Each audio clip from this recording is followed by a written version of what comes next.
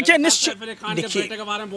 निश्चित तौर पर कुमार विश्वास ये बयान कैसे दिया, कहीं ये साजिश षड्यंत्र प्रयोग तो नहीं था। ये कुमार विश्वास की भी जांच होनी चाहिए, क्योंकि ऐसे लोगों को हिम्मत कहाँ से मिलती है जो इस तरीके के बयान देते हैं। भारत एक लोकतांत्रिक देश है, भारत का संविधान समदम समभाव की बात कहता है, धर्मनिरपेक्षता की बात कहता है। ऐसे देश में अगर कोई नफरती जहर भरे अगर बोलता है तो ये जांच का विषय है। युवाओं पे जहर भर रहे हैं क्या कुमार विश्वास? बिल्कुल, क्यों नहीं। आने वाली नस्लों को खराब किया जा रहा है। मतलब इनके बच्चे विदेश में पढ़ेंगे, पश्चिम सभ्यता संस्कृति के हिसाब के कपड़े पहनेंगे, लेकिन ये दूसरे के कपड़े देखेंगे। इनके आप सोचिए, अनुराग ठाकुर हीरोपंती कर रहा था लाखों का बाइक लेके, और उनके बच्चे विदेश में पढ़ेंगे। निशिकांत दुबे का परिवार विदेश में पढ़ेगा। ओम बिरला की बेटी डायरेक्ट IAS बन जाएगी। लेकिन हमारे आपके बच्चों को उपद्रवी बनाया जा रहा है। क्यों?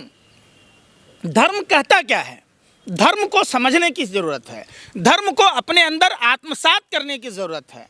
एक चैनल से सैफ अली खान ने राहुल गांधी की तारीफ भी की थी, कैसे देख रहे हैं? क्या वो वजह आप इस तरीके से अगर देखेंगे, किसी के तारीफ करने से, निंदा करने से कोई फर्क नहीं पड़ता है।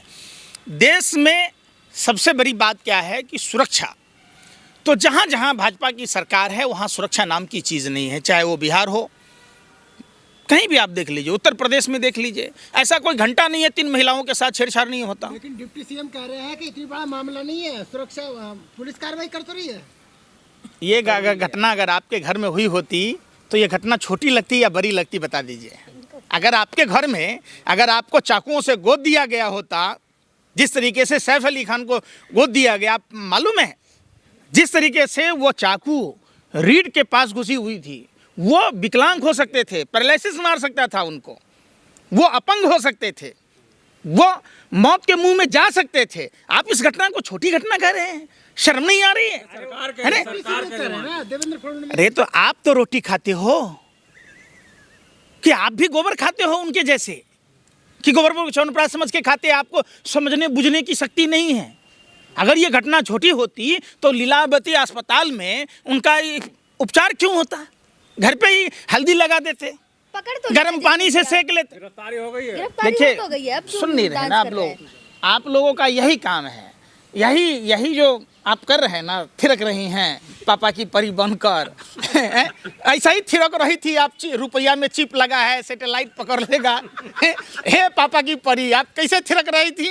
फिर सवाल अगर आपके साथ ऐसा होता, मैं पूछ रहा हूँ, आप महिला पत्रकार हैं, क्या मान लीजिए आप करीना कपूर हैं, और आपके पति के साथ होता, आपके भाई के साथ होता, आपके पापा के साथ होता, तब भी आप ऐसे ही थिरकती, ऐसे ही दांत फाड़ती आप? अरे भाई, पकड़ लेने से क्या होगा? जिस आदमी की जिंदगी चली जाती, आप उस पर बात नहीं कर रहे।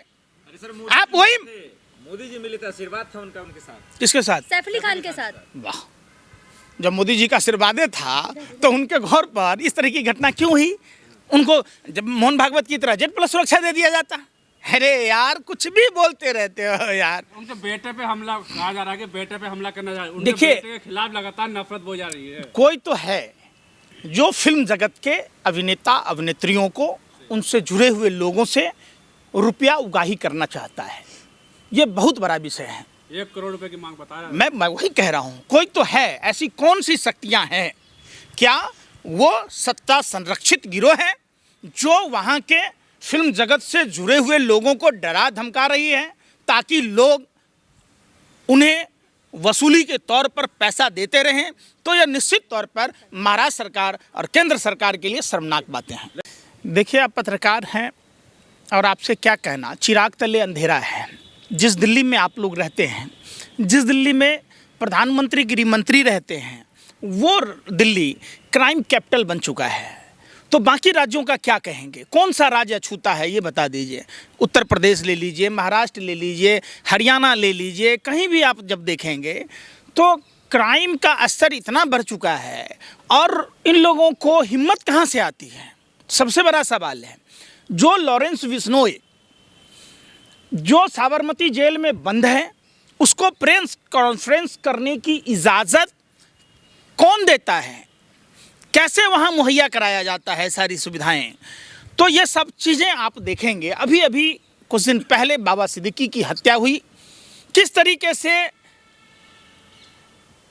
जो लॉरेंस बिश्नोई के नाम पर दिल्ली में भी दुकानों पर हवाई फायरिंग होता है, व्यापारियों को डराया जाता है, उसी तरीके से मुंबई में सारे ही जो अभिनेता हैं, फिल्म जगत के लोग हैं, खास करके सलमान खान से लेकर शाहरुख खान, सैफ अली खान, आपने देखा होगा शाहरुख खान के घर की भी रेकी की गई, शायद आप लोगों को नहीं पता है। सलमान खान के बाहर क्या स्थिति है।